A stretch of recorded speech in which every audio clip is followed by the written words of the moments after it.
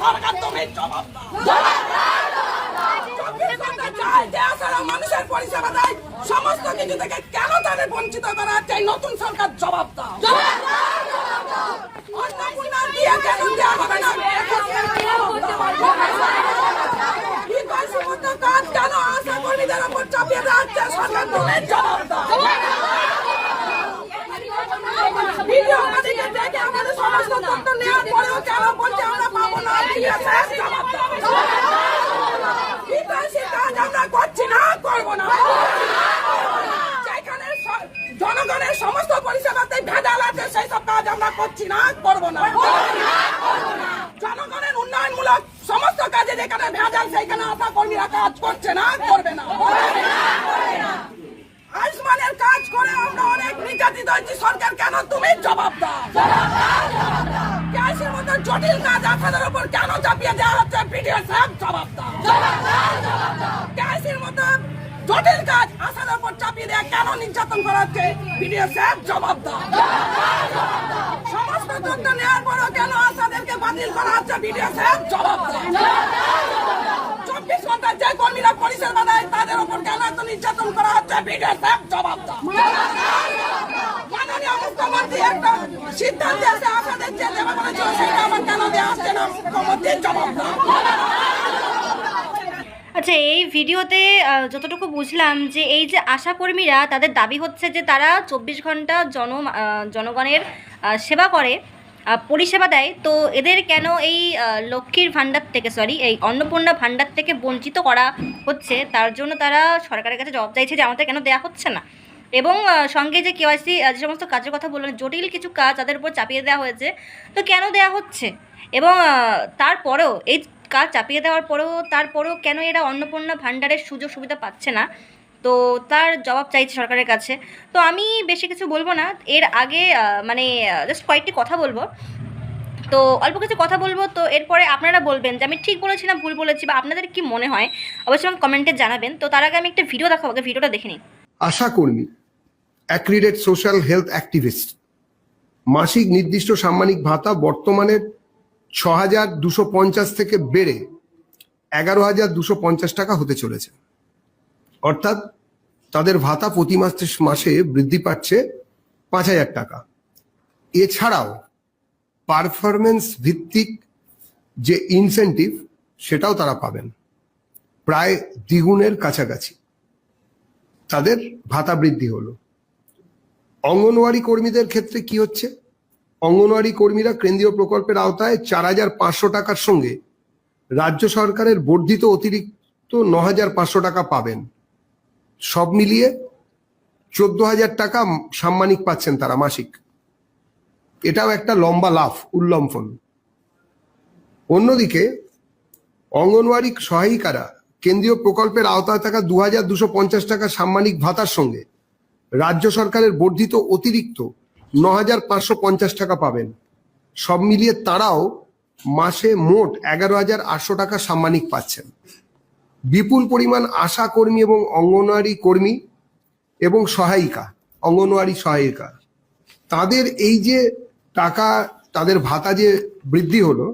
আচ্ছা, এই ভিডিও দেখার পরে আপনারা আশা করি বুঝতে পেরেছেন যে এই যে আশাকর্মী যারা আগে 6,250 টাকা পেতেন বেতন, তাদের 5,000 টাকা বৃদ্ধি করেছেন আমাদের মুখ্যমন্ত্রী।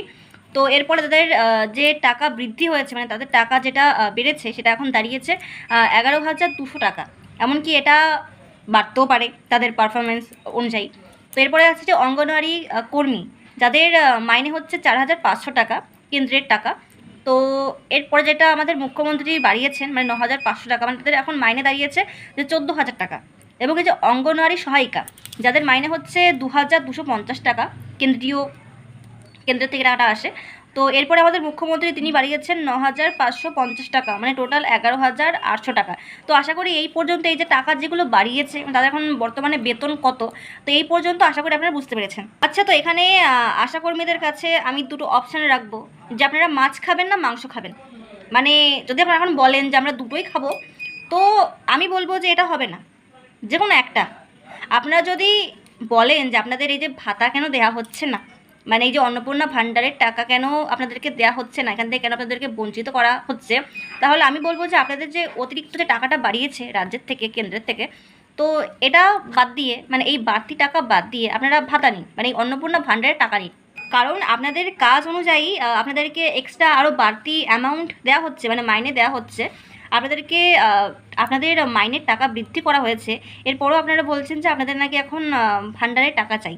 তো এখন কথা হচ্ছে যে যে কোনো একটা আপনাদের বাঁচতে হবে। এবং আমি একটু ছোট্ট প্রশ্ন করতে চাই আশাকর্মীদের, যদি আপনারা কেউ আমার ভিডিও দেখে থাকেন তাহলে আমাদেরকে একটু আমাকে জানান, আপনারা আমাকে কমেন্টে জানান যে আপনারা যে সার্ভিসের কথা বলছেন, যে আপনাদেরকে নাকি এত পরিমাণে খাটাচ্ছে, আপনারা নাকি 24 ঘন্টা সার্ভিস দিচ্ছেন, পরিষেবা দিচ্ছেন, তো মাসে 24 ঘন্টা কি বলবো, মানে আপনারা ঠিক আছে মানলাম যে আপনারা 24 ঘন্টা সার্ভিস দিচ্ছেন, পরিষেবা দিচ্ছেন, কিন্তু সেই 24 ঘন্টা মাসে কদিন? মাসে একদিনও কি আপনারা 24 ঘন্টা পরিষেবা দেন? কারণ আমি আমাদের গ্রাম এবং আমাদের আশেপাশের গ্রামগুলোতে খোঁজখবর নিয়ে জেনেছি যে সেখানকার আশাকর্মীদের তো দেখাই যায় না। মানে মাসে একবার ওই ডুমুরের ফুলের মতো তাদের হয়তো মুখটা দেখা যায়, মানে ভাগ্য করে, মানে কপাল করে হয়তো তাদের দেখা যায়। তো আমি জানি না যে আপনারা কোন 24 ঘন্টা সার্ভিসের কথা বলছেন, যেগুলো নাকি আপনারা জনগণদের সার্ভিস দেন, পরিষেবা দেন, 24 ঘন্টা রাত দিন খাটেন। এবং সরকারের কাছে আমার ছোট্ট একটি অনুরোধ আছে যে এদের বেতন, এক্সট্রা বেতনটা কেটে দিয়ে বন্ধ করে এদেরকে ভাণ্ডার চালু করে দিন, এবং কমপক্ষে 50 নম্বরের এদের এক্সাম নিন, এবং এক্সাম দেওয়ার পরে যারা পাস হবে তাদের এই সরকারি মতে তাদের বেতনটা বাড়ান। কারণ প্রথমত এদের এই যে কাজগুলো, তারা যে কাজগুলো করছে, এদের এই কাজগুলো তাদের কাছে বেশি মনে হচ্ছে, প্রচণ্ড চাপের মনে হচ্ছে। তো আমার মনে হয় যে যখন তাদের কাছে এই কাজগুলো এত চাপের মনে হচ্ছে, তো তাদের এই কাজগুলো করার দরকার নেই। এবং আমাদের পশ্চিমবঙ্গে বহু শিক্ষিত ট্যালেন্টেড মহিলারা আছে যারা এই কাজগুলো করার জন্য বসে রয়েছে। তো আমার মনে হয় যে তাদেরকে এই কাজগুলো, এই চাকরিটা দেওয়া উচিত। এবং এই যে মহিলারা যারা আন্দোলন করছে, তো আমি বলবো যে আপনারা যদি একটুখানি খোঁজখবর নিয়ে দেখেন তাহলে হয়তো দেখতে পারবেন যে এরা হয়তো ক্লাস 6, 7, 8 পাসও হয়তো নয়। আর সেটাও এদেরকে পরীক্ষার সামনে বসিয়ে আপনারা বুঝতে পারবেন। পরীক্ষার সামনে একবার বসান এদেরকে, যারা যারা আশাকর্মীর চাকরি করেন তাদের প্রত্যেককে একবার করে পরীক্ষার সামনে বসান, 50 নম্বরের একটা পরীক্ষা নিয়ে দেখুন, তাহলে আপনারা বুঝতে পারবেন যে এরা কি সত্যি চাকরি পাওয়ার যোগ্য কি যোগ্য না। আর তাছাড়া এই যে সিভিকদের যে ছাড়াই বাছাই করা হলো, তো আমি বলবো যে আশাকর্মীদেরও সেম করুন। আচ্ছা, আমি আরও একটি ভিডিও দেখাবো যেটি একটি আশাকর্মী নিজের মুখেই বলছেন যে আগের সরকার, মানে মমতা বন্দ্যোপাধ্যায়, তিনি আমাদের এমন বেতন দিতেন যে সেই বেতনে আমাদের সংসার চালাতে প্রচুর কষ্ট হতো। তো আপনারা আগে এই ভিডিও দেখে নিন। হ্যাঁ, আগে যে মুখ্যমন্ত্রী ছিলেন তিনি আমাদের কাজের পরিপ্রেক্ষিতে বেতন ন্যূনতম দিয়েছিল, তো সেতে আমাদের সংসার চলতে খুবই কষ্টের হতো। আশা করি আপনারা এই ভিডিও দেখে বুঝতে পেরেছেন যে কারা আসলে আশাকর্মী এবং কারা আশাকর্মী নয়। তো সরকারের কাছে এটাই অনুরোধ যে এদের অ্যাকচুয়ালি কাজ করতে প্রচুর পরিমাণে কষ্ট হচ্ছে। মানে এই যে প্রথমে যে মহিলাগুলো দল বেঁধে আন্দোলন করছিল, তো এদের অ্যাকচুয়ালি প্রচণ্ড পরিমাণে কাজ করতে কষ্ট হচ্ছে, 24 ঘন্টা এরা পরিষেবা দিচ্ছে, প্লাস এত জটিল কাজ এদের মাথার উপর চাপিয়ে দেওয়া হচ্ছে। তো আমি বলবো এদেরকে কাজ থেকে ছাড়িয়ে দিন, এবং যারা কলেজ কমপ্লিট করেছে, যারা হায়ার সেকেন্ডারি কমপ্লিট করেছে, যারা এই কাজ পাওয়ার যোগ্য, তাদের এক্সাম নিয়ে তাদেরকে এই কাজে বসান।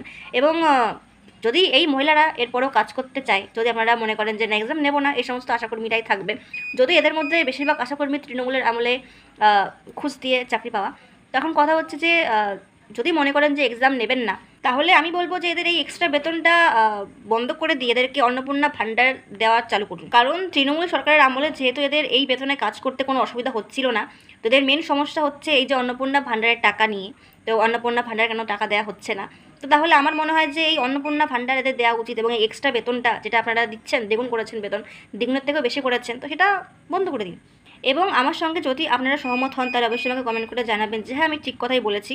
তো আমার চ্যানেল নতুন হলে অবশ্যই চ্যানেলটাকে সাবস্ক্রাইব করে রাখবেন, ফলো করে রাখবেন। তো কোত্থেকে ভিডিওটা দেখছেন অবশ্যই কমেন্ট করে জানাবেন, এবং ভিডিওটা প্রচুর পরিমাণে শেয়ার করবেন যাতে এই সমস্ত আশাকর্মীদের কাছে পৌঁছে যায়, এবং তারা যাতে এটুকু ভাবে যে পরিবর্তন তাদেরও হয়েছে, তাদের ঠিক কতটা পরিবর্তন হয়েছে, যে আগে সরকারের কাছ থেকে তারা কী পেয়েছে এবং এই সরকার তাদেরকে কী দিচ্ছে।